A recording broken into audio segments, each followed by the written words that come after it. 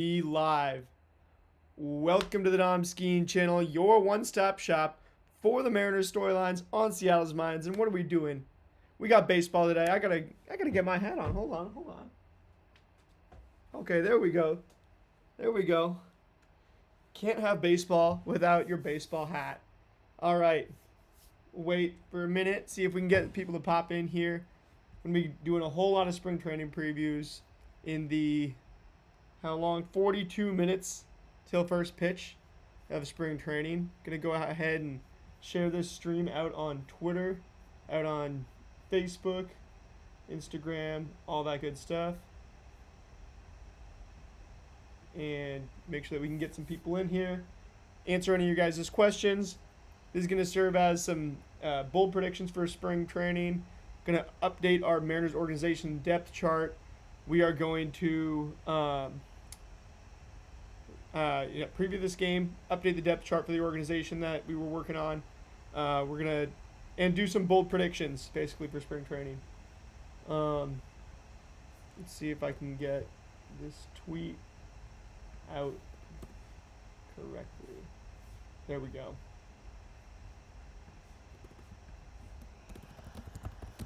Come hang out before first pitch. Bang. All right. Put this thing out on Twitter. Yeah, so Mitch Garver, we did that little short reaction to Mitch Garver. I was out and about when that happened. And some more news has come out on that. I am a big Andrew Kinsner believer. I think he's going to be that backup catcher, and I think he's actually the best. I think he's underrated offensively. I think he did make a tweak in the second half last year, hitting 307 with a 137 WRC plus. That could go very well into this year, and I mean that is going to serve as one of my big spring training bold predictions, is that Andrew Kinsner is going to out hit what people think he will. Shout out to whoever's in the chat right now. Go and pop me in the chat any questions you have for spring training. Anything you want me to answer, or anything that you want to see answered with your own eyes in spring training. Drop some likes on the stream. If we get a whole bunch of likes, we might keep this going into the game and live stream the game for a bit as well, depending on how that goes. But basically, we got the lineups out, as you can see here. And if you guys can see it, let me know in the chat if you can't see the lineups on the screen. I'm hoping that you guys should be able to see this pretty well. I see some viewers are experiencing some buffering. Sorry about that. Gonna maybe try to change like the quality that I'm streaming at. Stream output. See if we can like turn the video bitrate down. I have no idea what I'm doing with all that type of stuff. With the so yeah, we want to get this going pretty well though. Video bitrate. I don't really know if, I mean, the video's not that important and we're staying on the same thing. Maybe this helps. Maybe that should help the stream quality. I'm by no means a technician with all this streaming stuff. Shout out to whoever's still here, but it's like, yeah, anyway, I want to get past the man versus machine part so that we can talk baseball. And like I said, right, we've got the lineups out. We want to go over these lineups here in a minute. See the stream quality still poor. Whatever. Okay. We're going to just go over this spring training lineup. Hopefully you guys can see this decently. I know my stream quality is poor, whatever. I want to focus on that too much. Because we've got spring training baseball in under 40 minutes now. 38 minutes, 46 seconds. Gosh. Whatever. So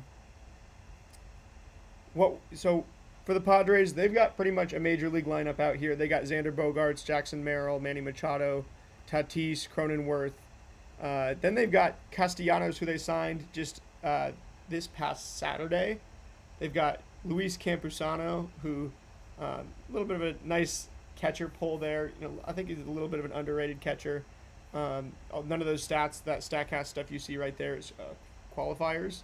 So and I know it's a little bit hard to see on the YouTube, but all these numbers that he has on Statcast are in a small sample size and therefore don't count for too much. Technically, don't count towards a qualifying stat. That's why he doesn't have the blue and the red. Ty France, Mariners legend Ty France, all-star with the team back in Julio's rookie year. He's with the Padres now as a DH. He was in the World Series with the Toronto Blue Jays as a backup for Vlad Jr. Played obviously in that 18-inning game. Played a little bit during that World Series. The stream quality is poor, so I don't know what to do to fix it, to be honest. So it is what it is. See if we can get rid of this stuff. Maybe that should. That actually might help.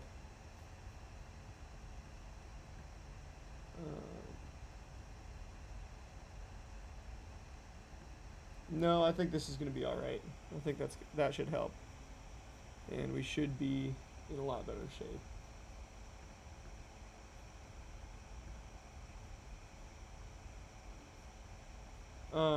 Yeah. Anyway, Padres lineup, and then Nick Schnell.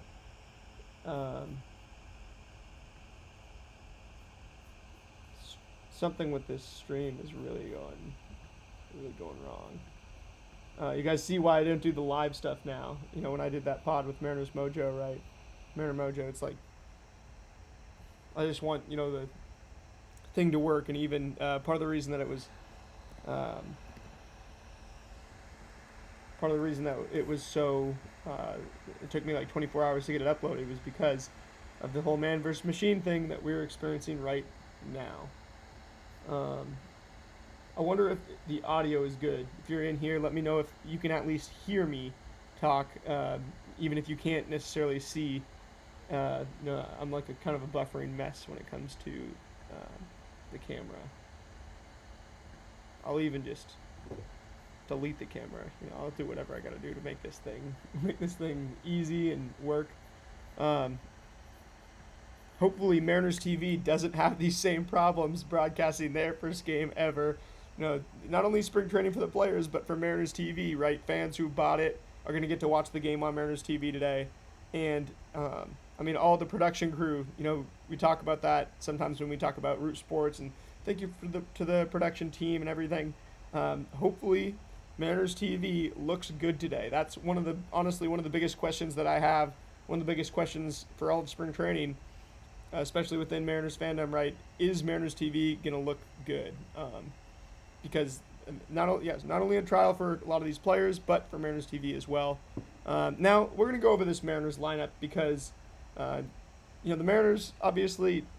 When I was on the pod with Mariner Mojo, first question I asked him, if they come to you with the lineup card, say put whoever you're most excited in, as the lineup for, the first game of spring, who are you putting in there?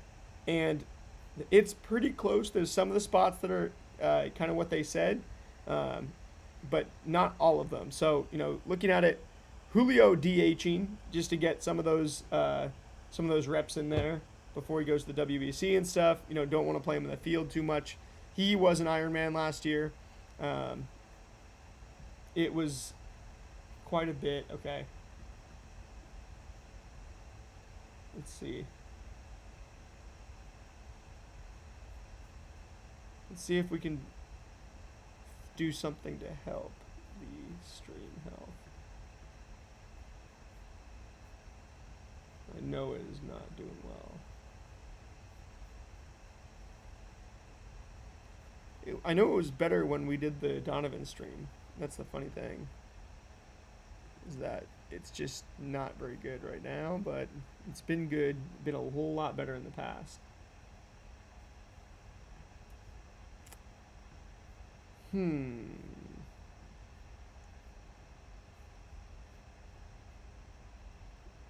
I guess we're supposed to put this.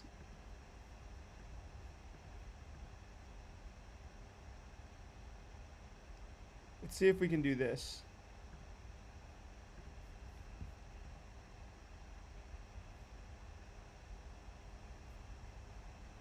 Lowest CPU. Oh, there we go. And look at that. I think I might have just fixed it. So, anyway, looks like we're doing a whole lot better now that there's nobody here.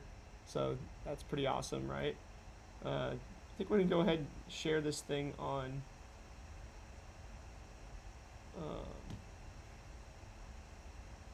it's a little bit late now, so I'm just going to figure this out and get it up. I think that even if you're not able to watch it right now, you'll be able to see this later. But so Luke Raley leading off to start out spring training. He's going to get every opportunity this spring. There's a whole lot of questions about the roster, and we're going to get to the roster in a second. I'll show you what that's going to look like. Right, we're going to go and fix up this entire roster with everything that's going on. I haven't really updated that depth chart, so bear with me there.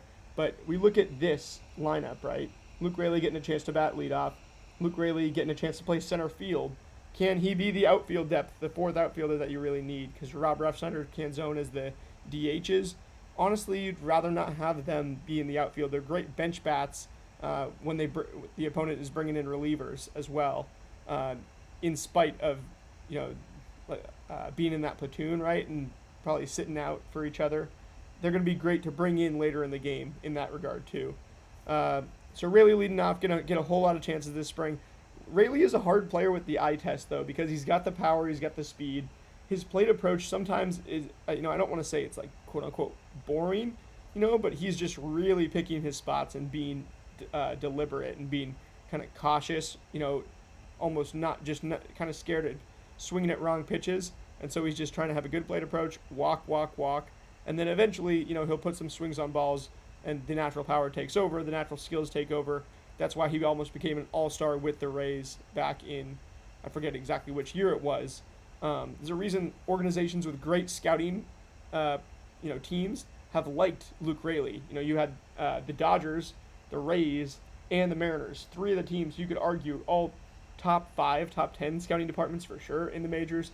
Of all like Luke Raley, he has the power and the speed, he has the tools, and he walks a lot. That's just stuff that in modern baseball is going to play well. He's not super agile, got that sprint speed you can see up there. The hitting stats do not qualify. It is what it is. Moving on, right, Cal is going to get a chance to catch right now before the WBC. If you're here, there's a very good chance you know what you need to know about Cal Raleigh. You don't need me to tell you Cal Raleigh's good, Cal Raleigh's bad, or anything is going to change too much with Cal Raleigh. At this point, it's just about, he can't really improve on the numbers, so can he improve on the process?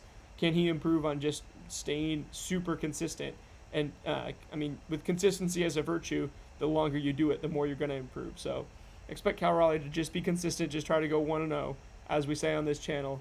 As long as if you go 1-0, 1-0 every pitch, stay stoic, all glory to God, you can't lose. Looks like the stream's doing a little better now, so that's good. It's good to see.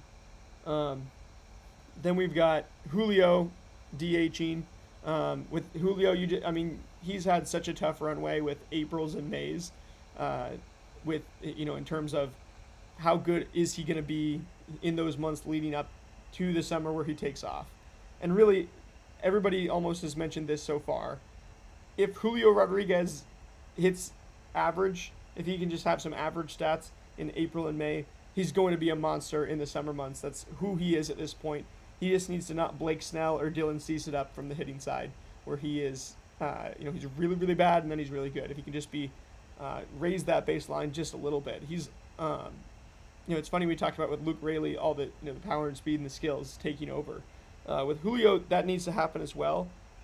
He's not a natural walks guy. He is a right-handed hitter in T-Mobile Park. Not a natural walks guy, a lot of swing and miss in the profile.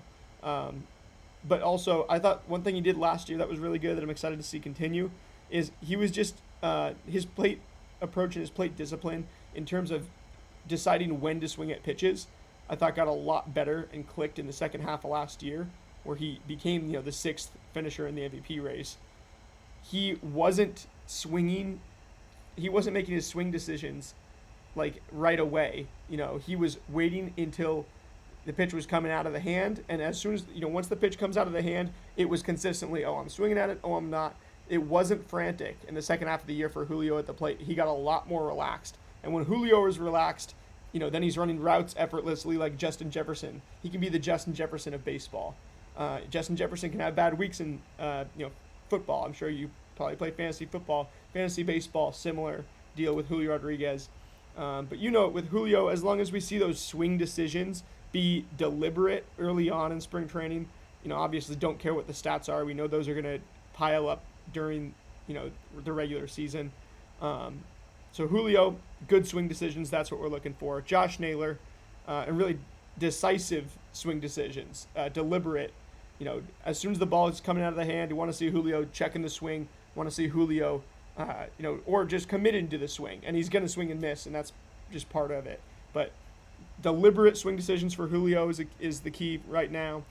Josh Naylor going to the World Baseball Classic with Team Canada, and with Josh Naylor, obviously he's going to play a whole lot in the Classic. Has a very good chance. Canada has a very good chance, the way that the pools are set up in the World Baseball Classic, to end up in the semifinals with the three giants. The big three is, the U.S., obviously, Dominican Republic, and Samurai Japan. So with the Canada having such a good chance to go really far in that tournament, and I mean, it's, in one game, anything can happen. I think Josh Naylor could be one of those guys in the World Baseball Classic that, gets a real boost in fantasy baseball drafting, in people kind of just buying his stock before the season, because he could be one of the stars of that tournament. And he really did not care about T-Mobile Park being a hard place to hit in. Josh Naylor is at his best when he is loose, when he is not tense, when he's, and he really doesn't get into that tension too much, even though, his face, it looks like he's, he makes all these, mean faces, game faces, he is a player who people think is like super intense. But you see his interviews this offseason at FanFest, press conferences and stuff. He really doesn't play the game like it's the end of the world. He goes want to know every pitch, and he, similar to Cooper Kupp, who says, you have to be a little bit crazy and not care what people think, whether you do good or bad. Josh Naylor reminds me of Cooper Kupp in that way, and with the Seahawks, they brought in Cooper Kupp, and look how well it worked, even without a whole lot of on-field production. Josh Naylor has that same presence in the clubhouse, and with his hitting, getting back to the point, what are we going to look for with Josh Naylor's hitting? Being decisive, I would say still. He is good at doing the opposite of Ben Williamson, at doing the opposite of Brendan Donovan. I don't want to see Josh Naylor work the count too much. I want to see him swinging at the first, second, third pitch, putting it into the outfield, and living with the results of a fly ball. So Josh Naylor, continuing on that form from last year, I think relies on him kind of continuing that approach, just not caring too much. So just excited to see a really natural hitter who does not worry with Josh Naylor, even though that's kind of a basic way to put it. Hopefully, you can see what I mean when he gets out there today. He swings at some second, third, fourth pitches. He gets a pitch up in the zone, and he just drills it into the outfield. And even if whether it hangs up or it sits down, he gets a base hit. I don't care about that as much as seeing those, just that same form kind of continue in the approach. Randy's a guy who, he plays so much baseball. This is not a guy who you sit and say, oh, we're going to give him a day off, and he'll figure things out. Randy is going to slump. He hit like 4 home runs over the course of 2 months last year. And then he went ahead and hit all sorts of home runs, 11 homers in the month of July. I've been working on this Randy Rosarena breakdown that now at this point, right, we're going to have games and there's going to be new data to look at. But Randy is the streakiest player in all of baseball. Definitely in 2025 he was. He was still an all-star. Will it continue into 2026, him being the streakiest player in all of baseball? Maybe. Last year he comes out in March, in the first 2 weeks of the season, hits like 4 or 5 homers. He looks like, Randy could get to 30, 40 homers this year. He ends up in the 20s still, because that's just kind of where he always ends up despite the streakiness. So with Randy, you want to see him, you want to see Randy really just, he's going to do the same thing, is the funny thing. So the one thing that he did that was different last year, I'll say, even when the batting average wasn't as good, is he was being a real control the zone hitter. He was being a really punishing control the zone hitter, and I expect him to do more of that this year. So we'll see how Randy looks, but I expect Randy to be one of the guys after Naylor is swinging early at all these pitches. Same thing with Julio and Cal are going to be swinging early. That's the big three of Mariners hitting, and those guys are going to be swinging early at a lot of pitches. I want Randy to sit into those at bats and be one of the high pitches per plate appearance guys, filling the void of a Ben Williamson, accenting somebody like the next guy, J.P. Crawford, who's also going to be a really high pitches per plate appearance guy. He's going to set the table from the 9 hole as you flip the order. He's going to make it easy for Brendan Donovan, who's not in the lineup today, but maybe could get out there in this game. Maybe not. Maybe it's because the team just got him and is working on stuff with him. Maybe it's because they just wanted to see some other guys. But JP, he's as consistent as anybody. He's been in this lineup the longest. If you don't know, what JP brings to the table by now, you probably haven't been watching too much over the last 5, 6, 7 years, and I don't honestly expect JP's skill set to deteriorate as he ages. I think JP's skill set is going to stay consistent and solid as he ages. He's a guy who, he's a pitches per plate appearance guy. He is a toy with the pitcher. Let me counter what the pitcher is doing. He is not a guy who's like, man, I need to go get my tools used in this at bat. So JP, mirror what the pitcher's doing. Whatever the pitcher's doing, make that hard for him to do. The pitcher for the Padres today, Jagger Haynes. We're going to do a tiny bit of research on him. We've only got little under 22 minutes until 12:10, our scheduled first pitch time. And we're going to see what Mariners TV looks like in addition to the 2026 Seattle Mariners in spring training for the first time. Dom Canzone, this guy is going to play in the World Baseball Classic as well for Team Italy. It got a really nice, underrated roster, a whole lot of interesting major leaguers. Vinny Pasquantino, Jacob Marcy, really interesting major leaguers. Miles Mastroboni is even in there. But with Canzone, he's going to be a platoon guy this year. He's a solid platoon guy. He's going to hit 300. There's a very good chance of that again. Like, you look at, if you just do a platoon with Canzone, Refsnyder, you've got a 300 hitter and a 140 WRC plus guy in the aggregate. That's what I expect, from Dom Canzone. And because this, obviously, I haven't even looked, but I'm pretty much assuming that this means Jagger Haynes is going to be a righty. And he's a lefty. So the fact that Dom Canzone is hitting against a lefty, this might be the most interesting lineup placement of the day. With Dom Canzone hitting against a lefty, it's something that I don't necessarily understand too much. Also, since it's spring training, got to remind ourselves, Jagger Haynes might not even be in there by the time, second or even third inning, Dom Canzone gets up to the plate. But if Dom Canzone is hitting against a lefty, I just want to see what he does.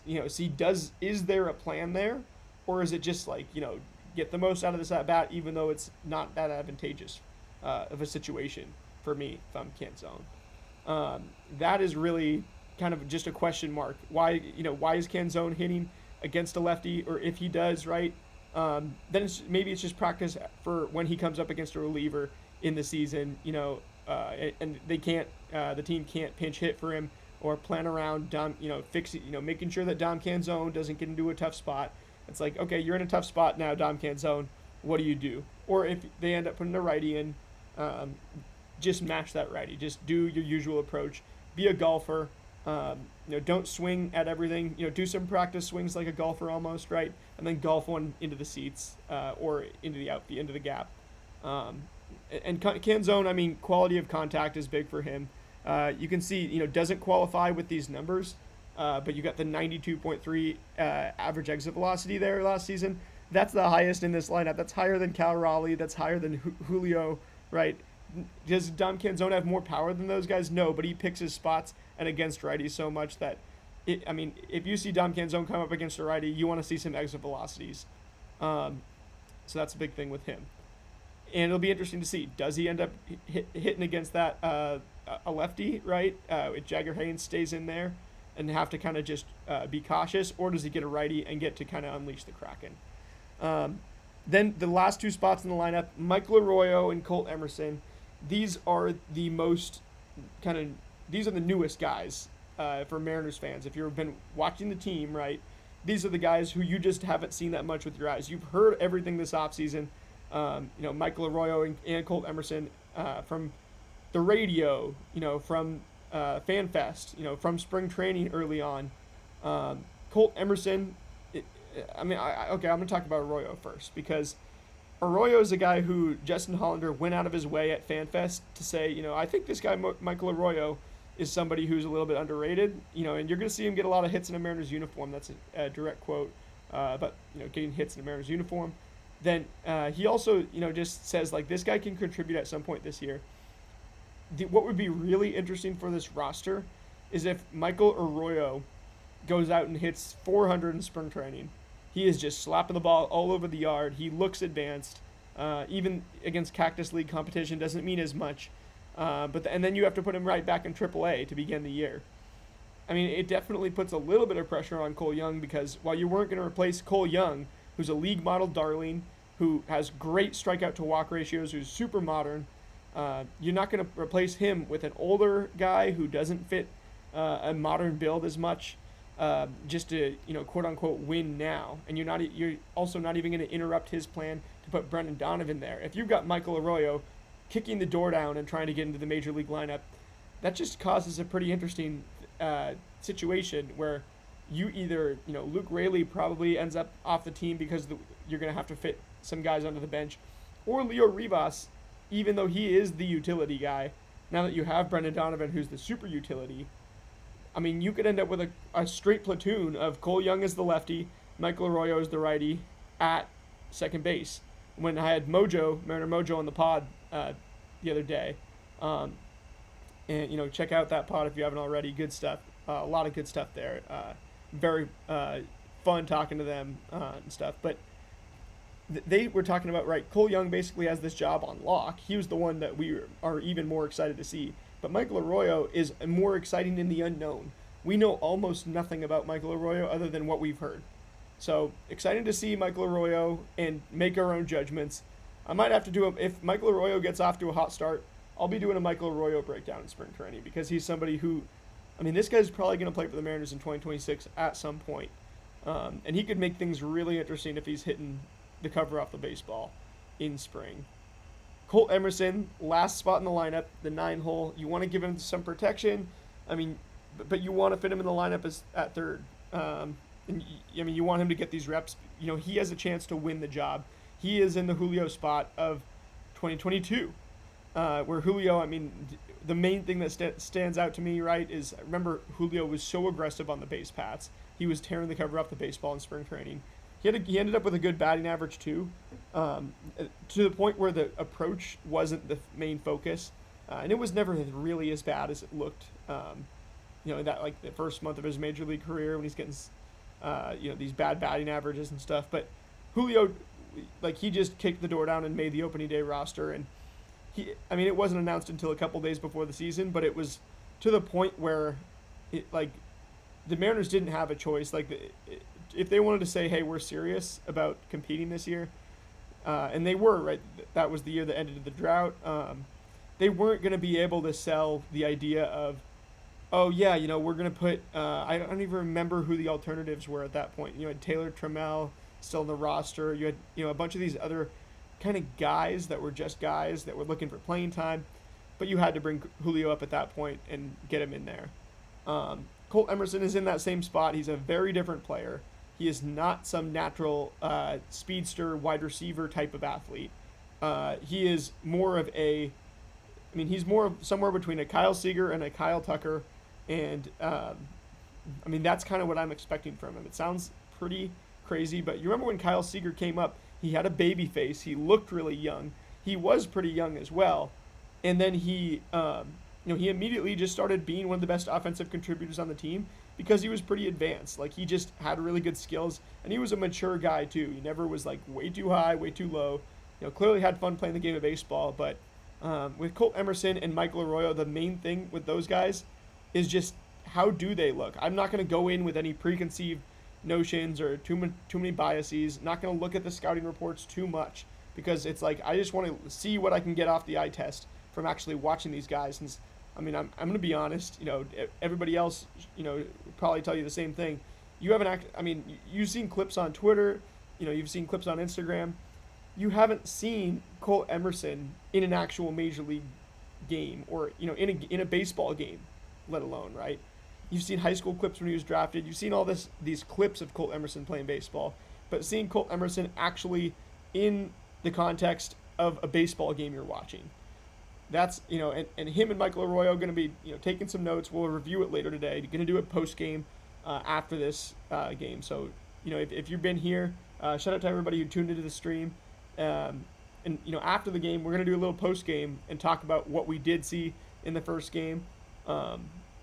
And yeah, if you've been here during the stream, let me know what other questions you have. Dane Dunning, just a quick look into the starting pitchers. Jagger Haynes, a guy supposed to have a really good slider, according to the scouting report. He was a 5th round pick as a 17-year-old. And he's never pitched in the majors, just in the minors. So he's somebody they protect in the Rule 5 draft once. Had some issues with health and stuff. But this guy is supposed to have a nasty slider. So seeing how the Mariners deal with the slider, that's something that definitely hurt the Mariners last year.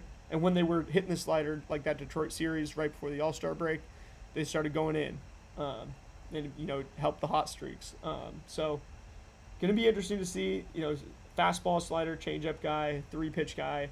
Doesn't seem like, to be honest, too much of a starter. He seems like, especially being a lefty, seems like he'd be better as a matchup reliever.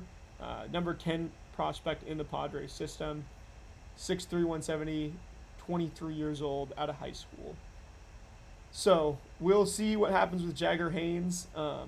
I guess 6 years ago, right? It was draft pick when he was 17 in 2020, and the Padres gave him a nice bonus to make sure that he signed with them and didn't didn't skip them for college.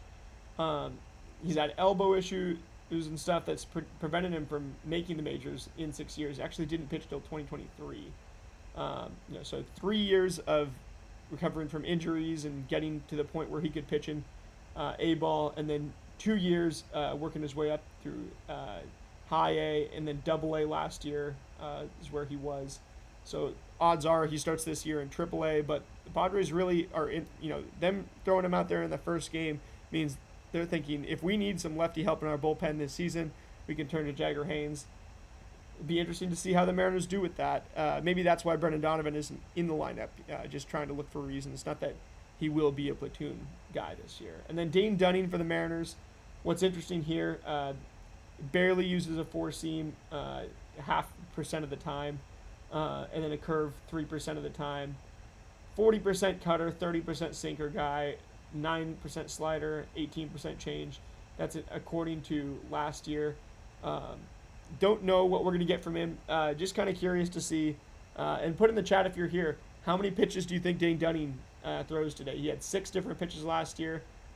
Maybe the Mariners, I'm going to say, focus on his 4 pitches that he actually really was using. So that'd be interesting to see what type of pitches Dane Dunning is throwing to which batters on either side of the plate. And with that being said, the one other thing that I want to mention is that shout out to A Haas on Twitter. Don't usually give shout outs, but I want to give a shout out to A Haas because this guy responded to my Josh Simpson vid earlier this week. He also responded to, when I asked yesterday which Mariners are you most excited to see on the diamond in 2026 spring training. Alex Haas on Twitter says Josh Simpson. I said, how much of his 6-pitch mix do you think he uses in his first outing? And Haas, he actually doesn't even have the tweet up anymore, but he said, rumor has it he might be working on a new pitch. So Josh Simpson, somebody who has had all sorts of pitches, but maybe not one in particular that's a knockout pitcher, one that's going to get him, to be a really above average majors results type of guy. Apparently, Haas might have a new pitch. Josh Simpson might have a new pitch, and that is shout out to Haas on Twitter. I know he actually deleted this tweet, so you can't go see it anymore. But you can kind of see the thread. And if Josh Simpson has a new pitch, that makes a whole lot of sense why the Mariners wanted to go grab him, because if you're the Mariners and you see something with the arm slot and with the profile, and this guy who's had some success limiting contact, and some of the pitches work, some of them maybe not as much. For a guy with 6 different pitches to add another one, that would be interesting. So if Josh Simpson gets in the game, we're going to look at his savant profile, and we're going to be watching for if he's throwing something that is a new pitch. My expectation is that it is some sort of gyro ball. He had that gyro ball in there, something that just doesn't move more than 6 inches, either vertically or horizontally. And I think Lance Brozdowski, probably my favorite MLB YouTuber right now, can actually get on the baseball and show you what he's talking about. But his hypothesis for this season, the sweeper was the new pitch for a while. And then, the sweeper is kind of evened out, about how much it's getting used these days. It's like, okay, the sweeper has found its happy medium. It's not necessarily on the rise anymore. It's actually maybe a slight decline from the years that it was really coming up and being this, this new exciting thing. Now, what MLB teams are going to do this year to get ahead is, instead of having guys get behind the baseball like this, throwing fastballs and stuff with vertical rise, stuff like that. Lance Brozdowski, in his recent video called "The Sweeper is Dead," sort of something like that, he talks about how MLB teams, have found a happy medium, a new modern happy medium, having pitchers get on the side of the baseball, do a cutter shape for their kind of just how they throw pitches in general, and this allows you to get a happy medium of everything in terms of quality of contact. It's a little bit harder to hit. You can limit some hard contact. You can limit some. You can kind of get some swing and miss. Limit hard contact. It just gets a happy medium of everything. It also has some decent control. So getting into these cutter shapes, and I even talked about this a little bit in the Logan Evans video. I think that's something that was making him good, is that he was following that Michael King approach. It also lets you get into these different breaking ball shapes pretty easily and play them off of your fastballs and stuff. So I would expect that, one thing I'm really looking for just in baseball in general this year is, what pitchers are throwing with their fingers behind the baseball, which is obviously, I think Logan Gilbert's going to do that. I think a lot of these, prolific, bigger, kind of harder throwing pitchers are going to do that. But which pitchers are going to get on the side of the baseball? I could see Emerson Hancock being a guy who they switch up and make him do this, because his fastball shapes are not that great. He has some really interesting breaking balls that he can throw. So this is just one thing that I'm going to be watching for today. Maybe even Dane Dunning. Dane Dunning could get out there and I haven't even watched enough Dane Dunning to know if he was doing this or this before. But if he gets out there and he is doing this, it's like, okay, that's probably who he was before. If he's doing this, if he's getting on the side of the baseball to basically throw cutters into every other pitch, that is going to be like, first of all, Lance Brozdowski, once again, has a hypothesis that's really ahead of the curve and very correct.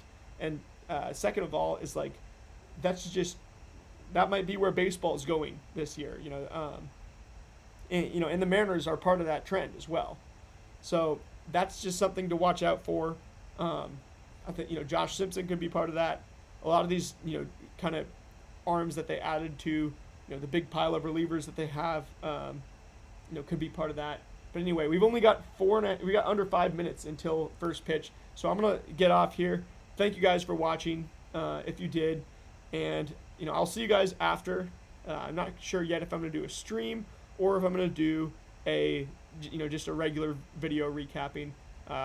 Leave it in the comments, leave it in the live chat. If you have any suggestions, any questions you want answered. If you have any predictions for spring. One of mine, I'll give you just one real quick that I have. I think Andrew Kinsner is going to win the backup job.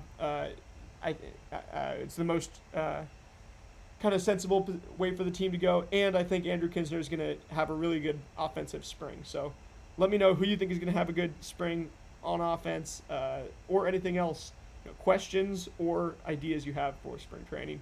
That being said, let's go watch some baseball, and I will see you guys after to look over everything that we have in terms of data. Thank you guys. See you in a couple hours. Let's go watch some baseball. Go M's. Oh, and can't forget, as long as we go 1-0 every pitch,